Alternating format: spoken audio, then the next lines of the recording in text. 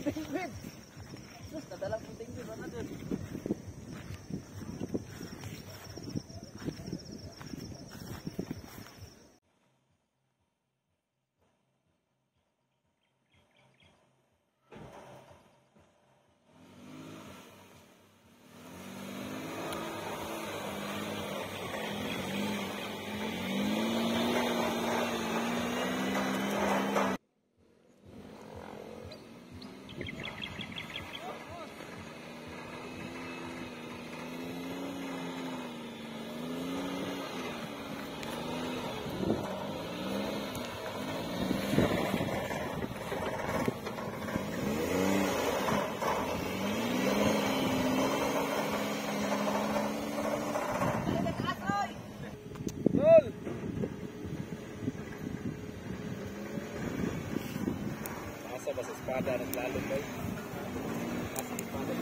So, good day mga boss madam. So, test drive sa buyer from Luzon. Peace.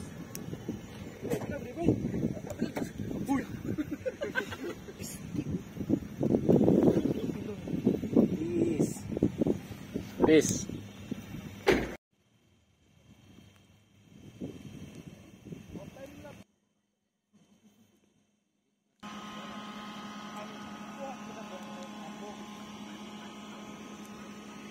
Ha? Ano po penguin? Sus, nadalang po penguin. Ano dun?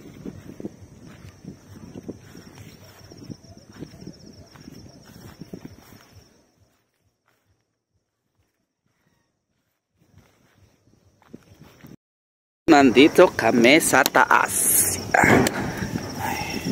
Yan, with Bobby. Siya ang nagawa sa stainless. So, ang ginaw na. So, yun, palubog na yung araw. Yan. So, makikita na yung mga fogs or clouds. Yan, yung mga napapalibutan ng bundok. So, yan. Rice, tapos yung ulam namin na isda. Yan. So yun guys, nag-iinom sila. So di po ako umiinom mga boss madam. So naghihintay lang ako na matapos yung isda na iniihaw. Yan. Tapos yun, inom sila ng inom kahit wala nang makain. Tapos yan mga boss madam, broken hearted. Yan. Yan, isasali yan natin sa vlog. Di ba Bobby? So yun, yan, malapit ng gumabi.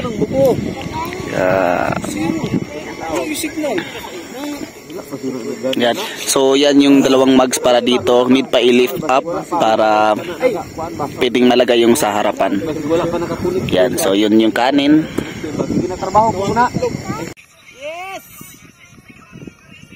Yes.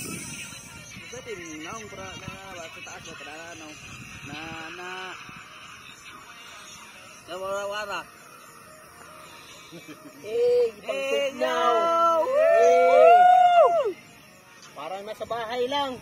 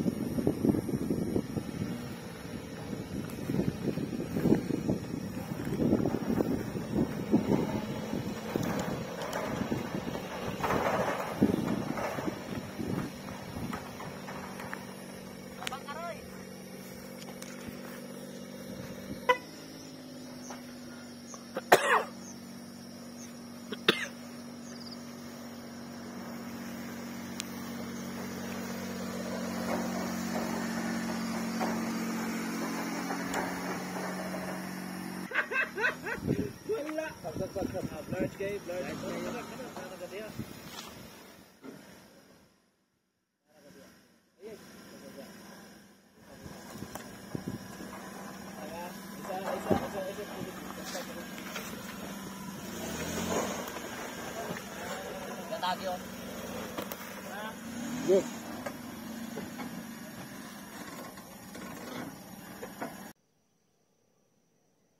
Kira ba kay So, good day mga boss, madam. So, hindi pa po ito final video vlog. Pero kung hindi na po ako makaka-video is ito na po. So, bali pang 5 test drive na po ito sa DA65T. 4x4 aircon power steering, 5 speed, 12 valve. So, thank you buyer from Zambales sa pagtiwala sa akin para mabuo itong unit ninyo. So, thank you bossing. Sabi niya is ako na lang bahala kung magpapaganda sa unit. So, ito na yung resulta. So, maglalagay pa lang ng upholstery dyan. Tapos, yung trinitreasure ko lang sa ganitong test drive is para malaman kung meron pa bang aayusin sa unit. So, yun lang mga boss. Kumbaga, meron pa talaga itong final video. Sa ngayon lang is yung pag-uusapan natin ngayon is yung pag-test drive sa unit hanggang napagtanto ko na ready for releasing na po siya. So, unang-una mga boss, madam, is sa test drive, nagpalit po tayo nito ng ignition coil. Kasi nung unang pag-test drive, nakulangan ako sa pag-akyat na dito sa Kapatagan. So, nag-change tayo ng ignition coil. Tapos about naman sa cooling system, para panatag talaga yung pag-uwi sa buyer, kumbaga nagpalit din tayo ng mga hose para nasisigurado na walang hose na puputok. Kasi di po ako maghahatid nito, kundi yung buyer talaga yung pupunta dito tapos siya yung maghahatid. So about naman dito sa panggilid, maglalagay pa tayo ng battery cover dyan. So, yung sa ngayon lang talaga is yung pag-uusapan natin is yung paano ko nasabi na ready for releasing na po siya. Actually, yung mga maliliit na bagay na about lang talaga sa test drive yung inuuna ko, yung mga maliliit na upholstery, isang araw lang yung preparation na yan hanggang mapatunayan na goods na talaga. Kasi inuuna ko talaga yung test drive kasi wala pong magkakaproblema sa unang test drive lang. So about sa sticker, ako na po yung nag-handle sa mga gilid hanggang dyan. At yung sa pag-test drive, okay pa yung una yung aircon. Tapos nung mga ilang araw na din is yun, hindi na lumamig. So nag-check na naman ng aircon. Yan yung pinaka-importante na mas lalong tumagal sa akin, mas okay. So ito po yung Kapatagan mga boss, madam. Isa po ito sa pinagvivideohan ko na spot. Actually, yan, thank you sa sister ko na nagbili sa akin ng folded chair para din sa mga pag-test drive natin para mayroon tayong tambayan. So yung 4x4 na fix na kasi bumabalik. So yung hila pa lang yung problema. Tapos ano pa ba yung na-fix namin ito galing sa test drive. Actually mga boss, madam, wala pong perfect na unit. Kumbaga yung always lang talaga pinapakita is yung finished product na. Tapos di ko naman kinakahiya na may unit talaga na may aayusin, may unit na walang aayusin, may unit na okay yung transmission. Yung differential naman yung problema, meron din differential yung problema, transmission yung okay, meron ding walang problema yung unit pero magkakaproblema na naman sa kumbaga pag test drive or sa buyer na nag-aalog. So ignition coil pala yung problema, spark plug talaga yung problema. Tapos may unit din ako mga boss, madam, na hindi pa naka-release is nag-change kami ng fuel pump ng brand new. Tapos nag-change na ng brand new. Di pa nakatakbo, mga 1 week pa lang sa bahay, nasira na naman. So, nag-change na naman ng brand new. So, di ibig sabihin mga boss, madam, brand new is maganda. At hindi din ibig sabihin na surplus is maganda. Kasi surplus yan, hindi natin alam na kung sa problemado pala yun tapos binenta lang ng surplus. At hindi din ibig sabihin na brand new is walang factory defect.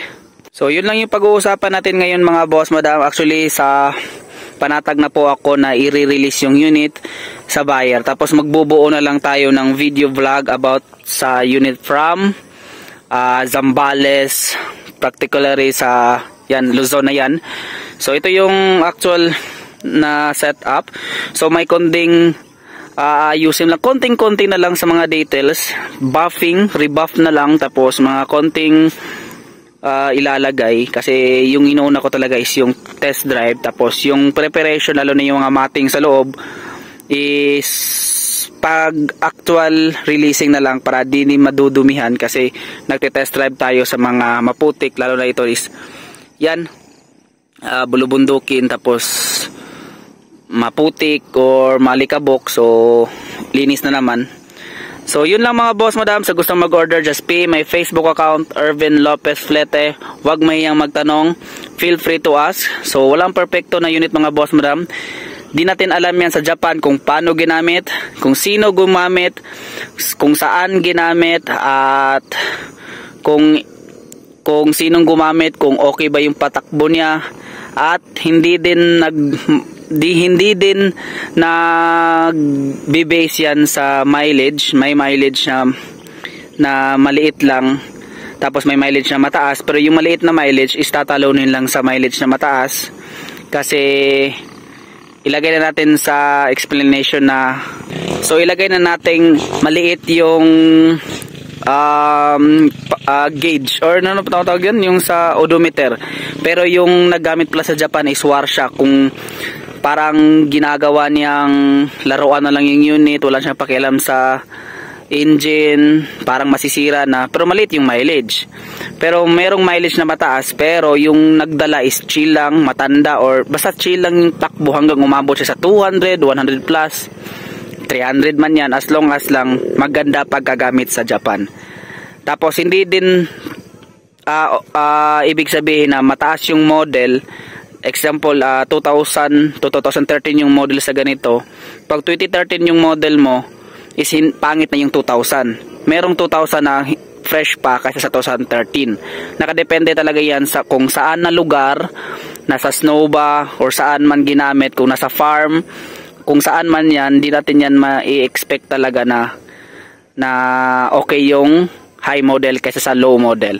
At saka hindi din ibig sabihin na pagkuha sa yarda maganda tingnan yung unit, like parang brand new pa siya, pero ang pangit na pala patakbuhin. Tapos meron ding ang pangit na ng mukha pero ang ganda sa mga